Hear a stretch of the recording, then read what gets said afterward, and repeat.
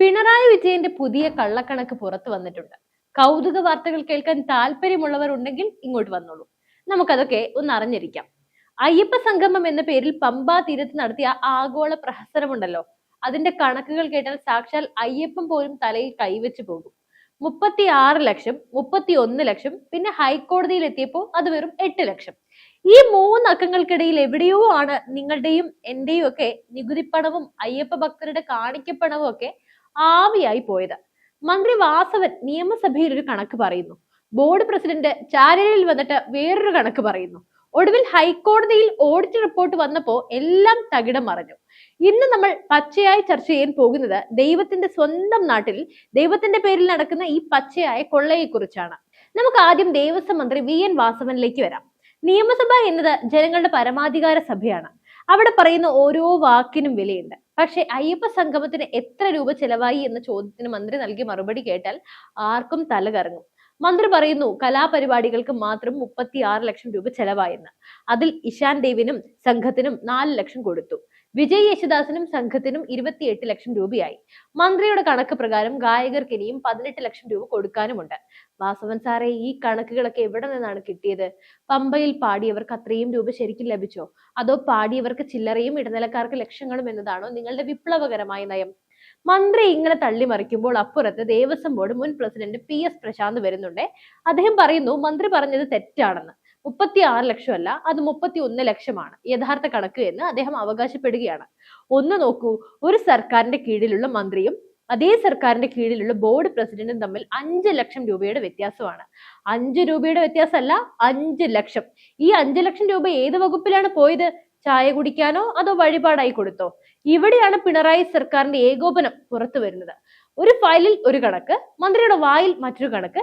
ജനങ്ങളെ മണ്ടന്മാരാക്കാൻ ഇതിലും നല്ല വേറെ വഴിയില്ല.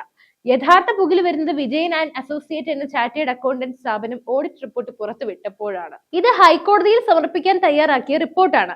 ആ റിപ്പോർട്ടിൽ പറയുന്നത് കേൾക്കണോ? സാംസ്കാരിക പരിപാടിക്ക് ആകെ ചെലവായത് വെറും 8 ലക്ഷം രൂപ മാത്രമാണെന്ന്. മന്ത്രി പറഞ്ഞ 36 ലക്ഷം രൂപ എവിടെ?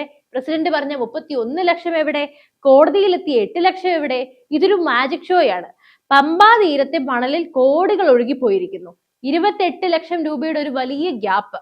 ഈ 28 ലക്ഷം രൂപ ആരുടെ ബാങ്ക് അക്കൗണ്ടിലേക്കാണ് റീഡയറക്ട് ചെയ്തത്? ഈ അഴിമതിയെ കുറിച്ച് ചോദിക്കുമ്പോൾ മന്ത്രിക്ക് മിണ്ടാട്ടമില്ല, ബോർഡിന് ഉത്തരവില്ല. ഇനി ഈ ഗായകർക്ക് പണം കൊടുത്ത കാര്യമാണ് ഏറ്റവും രസകരം. റിപ്പോർട്ടിൽ ആദ്യം പറഞ്ഞത് നന്ദഗോവിന്ദ ഭജൻസിനാണ് പണം നൽകിയത് എന്നാണ്. കേരളത്തിൽ നിലവിൽ ഏറ്റവും കൂടുതൽ പ്രതിഫലം വാങ്ങുന്ന ട്രൂപ്പാണിത്. 8 ലക്ഷം രൂപ അവർക്ക് കൊടുത്തതായി കണക്കുകളിൽ കാണിച്ച് യഥാർത്ഥത്തിൽ കൊടുത്തത് വെറും 2 ലക്ഷം രൂപ. മറ്റൊരു കാര്യം എന്താണെന്ന് വെച്ചാൽ ഈ നന്ദഗോവിന്ദ ഭജൻസ് അവിടെ എത്തിയിട്ടുമില്ല. വിവാദമായപ്പോൾ ദേവസ്വം ബോർഡ് പറയുന്നു, അയ്യോ അത് ടൈപ്പിംഗ് മിസ്റ്റേക്ക് ആണെന്ന്. നന്ദഗോവിന്ദമല്ല, ഇഷാൻ ദേവ് ആണ് പാടിയത് എന്ന്. എങ്ങനെയുണ്ട് ഇവരുടെ ഒരു ന്യായീകരണം? ഒരു ഔദ്യോഗിക ഓഡിറ്റ് റിപ്പോർട്ടിൽ പരിപാടി നടത്തിയ ആളുടെ പേര് പോലും തെറ്റായി എഴുതുന്നു എങ്കിൽ അവിടെ എത്ര വലിയ വെട്ടിപ്പ് നടന്നിട്ടുണ്ടാകുമെന്ന് ഊഹിക്കാനാവുന്നതല്ലേ ഉള്ളൂ. വിജയ് യേശുദാസിനും സംഘത്തിനും 28 ലക്ഷം ചിലവായെന്ന് മന്ത്രി പറയുന്നുണ്ടെങ്കിലും ഓഡിറ്റ് റിപ്പോർട്ടിൽ അങ്ങനെ ഒരു പരിപാടിയെ കുറിച്ച് മിണ്ടാട്ടമില്ല. മന്ത്രിയുടെ ഭാവനയിൽ വിരിഞ്ഞ ഗാനമേളയാണോ അത്?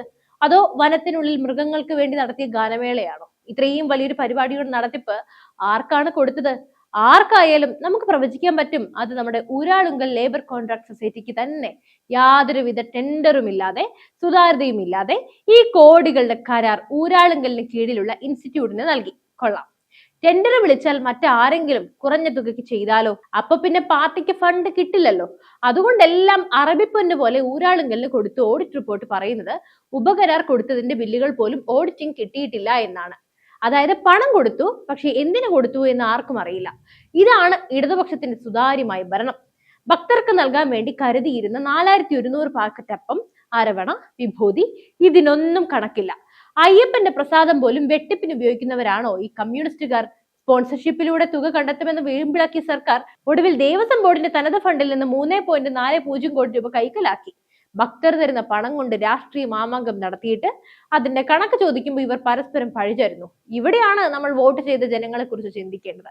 പിണറായി വിജയനെയും വാസവനെയും കടകംപള്ളി സുരേന്ദ്രനെയും ഒക്കെ ജയിപ്പിച്ചു വിട്ട പ്രബുദ്ധ മലയാളിക്ക് ഇപ്പൊ എന്താ പറയാനുള്ളത്? മതം ഒരു മയക്കുമരുന്നാണെന്ന് പറഞ്ഞ് നടക്കുന്നവർ മതപരമായ പരിപാടികൾ നടത്തി കോടികൾ അടിച്ചു മാറ്റുമ്പോ നിങ്ങൾ എവിടെയാണ്? നിങ്ങളുടെ നികുതിപ്പണമാണ് 6ാം ക്ലാസ്സിലെ കണക്ക് പോലും അറിയാത്ത ഇത്തരം ഭരണാധികാരികൾ തുലച്ചു കളയുന്നത്. ഇന്ത്യയിലെ മറ്റ് സംസ്ഥാനങ്ങളിൽ വൻകിട ഡിജിറ്റൽ സംവിധാനങ്ങൾ വഴി ഓരോ രൂപയുടെയും കണക്ക് GST കൃത്യമായി അടച്ചു മുന്നോട്ട് പോകുമ്പോൾ കേരളത്തിൽ മാത്രം എന്താണ് GST ഇനത്തിൽ പോലും പൊരുത്തക്കേടുകൾ ഉണ്ടാകുന്നത്?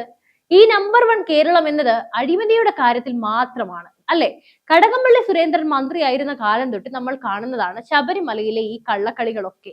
യുവതീ പ്രവേശനം നടത്തി ആചാരങ്ങൾ തകർക്കാൻ ശ്രമിച്ചവർ ഇപ്പോൾ അയ്യപ്പന്റെ പേരിൽ പണം ഉണ്ടാക്കാൻ നോക്കുന്നത് ഇരട്ടത്താപ്പല്ലേ? പിന്നെ ശബരിമല കൊള്ള. എന്റെ അമ്മോ മിണ്ടാൻ വയ്യ. നമ്മുടെ രാജ്യം ഭാരതം ഇന്ന് എവിടെ എത്തി നിൽക്കുന്നു എന്ന് നോക്കൂ. ഡിജിറ്റൽ ഇന്ത്യ വഴി സുതാര്യത ഉറപ്പാക്കുന്നതിൽ ലോകത്തിന്റെ മാതൃകയാണ് നമ്മൾ. UPയിലെ കുംഭമേള പോലെയുള്ള പടുകൂറ്റൻ പരിപാടികൾ നടത്തുമ്പോൾ ഓരോ പൈസയുടെയും കണക്ക് കൃത്യമായി ഓഡിറ്റ് ചെയ്യപ്പെടുന്നുണ്ട്. കേന്ദ്ര സർക്കാർ ഏജൻസികൾ ഓരോ രൂപയുടെയും വിനിയോഗം ട്രാക്ക് ചെയ്യുന്നുണ്ട്. എന്നാൽ കേരളത്തിൽ മാത്രം എന്താണ് ഇങ്ങനെ ഒരു ബ്ലാക്ക് ഹോൾ നിലനിൽക്കുന്നത്? 3000 പാക്കറ്റ് അരവണ അപ്രത്യക്ഷമാകുന്നു. ലക്ഷങ്ങളുടെ ഗാനമേളകളുടെ ബില്ല് കാണാനില്ല. മന്ത്രിയും ബോർഡും 2 തരം കണക്ക് പറയുന്നു. ഇത് ഇന്ത്യയുടെ ഡിജിറ്റൽ മുന്നേറ്റത്തിന് തന്നെ അപമാനമാണ്. കേന്ദ്രം കൊടുക്കുന്ന ഫണ്ടും ഭക്തരുടെ പണവും എവിടെ പോകുന്നു എന്ന് ചോദിക്കാൻ ഇവിടെ ആളില്ല എന്ന ധാർഷ്ട്യമാണ് ഈ സർക്കാരിനുള്ളത്. ഹൈക്കോടതി ഇപ്പോൾ ഇടപെട്ടിരിക്കുകയാണ്. ജസ്റ്റിസ് V രാജ, വിജയരാഘവനും ജസ്റ്റിസ് KV ജയകുമാറും ഉൾപ്പെട്ട ബെഞ്ച് വിശദീകരണം ചോദിച്ചിട്ടുണ്ട്. ഫെബ്രുവരി 27-നകം സത്യവാങ്മൂലം നൽകണം. വാസവൻ സാറേ, ഇനി എന്ത് നുണയാണ് നിങ്ങൾ ഇവിടെ പോയി പറയാൻ പോകുന്നത്? ഓഡിറ്റ് റിപ്പോർട്ടിലെ 8 ലക്ഷം ശരിയാണോ, അതോ നിങ്ങളുടെ 36 ലക്ഷമാണോ ശരി? സത്യം പുറത്തു വരുമെന്ന് തന്നെ പ്രതീക്ഷിക്കാം. എന്തായാലും ഈ വീഡിയോ കാണുന്ന നിങ്ങളോട് ഒന്നേ പറയാനുള്ളൂ, ഇത്തരം വെട്ടിപ്പുകൾക്കെതിരെ നമ്മൾ ശബ്ദം ഉയർത്തണം. ഭക്തിയെയോ രാഷ്ട്രീയത്തെയോ അല്ല ഇവിടെ ചോദ്യം ചെയ്യുന്നത്, മറിച്ച് അധികാരത്തിൽ ഇരുന്നു കൊണ്ട് നടത്തുന്ന ഈ പച്ചയായ കൊള്ളയാണ്. എന്തായാലും ഈ സംഭവിച്ചത് നമ്മുടെ പ്രബുദ്ധതയുടെ മുഖത്തേറ്റ കനത്ത പ്രഹരമാണ്. നമ്പർ 1 എന്ന് സ്വയം അഹങ്കരിക്കുകയും നവോത്ഥാന നായകരെന്ന് സ്വയം ചമയുകയും ചെയ്യുന്ന പിണറായി വിജയനും അദ്ദേഹത്തിന്റെ ശിങ്കടികളായ വാസവനും കടകംപള്ളിയും ഒക്കെ ചേർന്ന് കേരളത്തെ ഒരു വലിയ ലേലച്ചന്തയാക്കി മാറ്റിയിരിക്കുകയാണ്. ശബരിമല അയ്യപ്പ സംഗമം എന്ന പേരിൽ ഇവർ നടത്തിയ ഈ നാടകം ആർക്കു വേണ്ടിയായിരുന്നു? ഭക്തർക്ക് വേണ്ടിയോ അതോ പാർട്ടിയുടെയും ഊരാളുങ്ങളുടെയും കീശ വീർപ്പിക്കാനോ? നമ്മുടെ രാജ്യം ഭാരതം ഇന്ന് ഡിജിറ്റൽ വിപ്ലവത്തിലൂടെ ലോകത്തിന് തന്നെ സുതാര്യതയുടെ പാഠങ്ങൾ പകർന്നു നൽകുന്നു. അഴിമതിയുടെ പഴുതുകൾ അടച്ച ഓരോ പൈസയും അർഹമായ കൈകളിൽ എത്തുന്നു. ഇതൊക്കെ ഉറപ്പുവരുത്താൻ കേന്ദ്ര സർക്കാർ ഡിജിറ്റൽ സംവിധാനങ്ങളൊക്കെ ഉപയോഗിക്കുമ്പോൾ കേരളത്തിൽ മാത്രം എന്താണ് മന്ത്രിയുടെ പക്കൽ ഒരു കണക്കും ഓഡിറ്ററുടെ പക്കൽ മറ്റൊരു കണക്കുമാകുന്നത്? ഇത് കേരള മോഡൽ അല്ല, ഇത് കൊള്ളയടിക്കൽ മോഡലാണ്. GST ഇനത്തിൽ പോലും വെട്ടിപ്പ് നടത്തിയെന്ന് ഹൈക്കോടതിയിൽ റിപ്പോർട്ട് വരുമ്പോൾ ഭരിക്കുന്നവർക്ക് ലജ്ജയില്ലെങ്കിലും വോട്ട് ചെയ്ത ജനങ്ങൾക്കെങ്കിലും ലജ്ജ തോന്നേണ്ടതുണ്ട്. കടകംപള്ളി സുരേന്ദ്രൻ ശബരിമലയെ തകർക്കാൻ യുവതീ പ്രവേശനത്തിന് ഒത്താശ ചെയ്തപ്പോ നമ്മൾ കണ്ടതാണ് ഈ സർക്കാരിന്റെ യഥാർത്ഥ മുഖം. ഇപ്പൊ അയ്യപ്പന്റെ പേരിൽ സംഗമം നടത്തി കോടികൾ തട്ടാൻ നോക്കുമ്പോൾ അത് ഇരട്ടത്താപ്പിന്റെ അങ്ങേയറ്റാണ്. നിരീശ്വരവാദം പ്രസംഗിക്കുന്ന നിങ്ങൾ എന്തിനാണ് അയ്യപ്പന്റെ പണത്തിൽ കണ്ണുവെക്കുന്നത്? പമ്പാ തീരത്ത് മണൽ ഒഴുകുന്നത് പോലെ ഭക്തരുടെ കാണിക്കപ്പണം സഖാക്കളുടെ അക്കൗണ്ടുകളിലേക്ക് ഒഴുകിക്കൊണ്ടേയിരിക്കുകയാണ് ഒരറ്റമില്ലാതെ.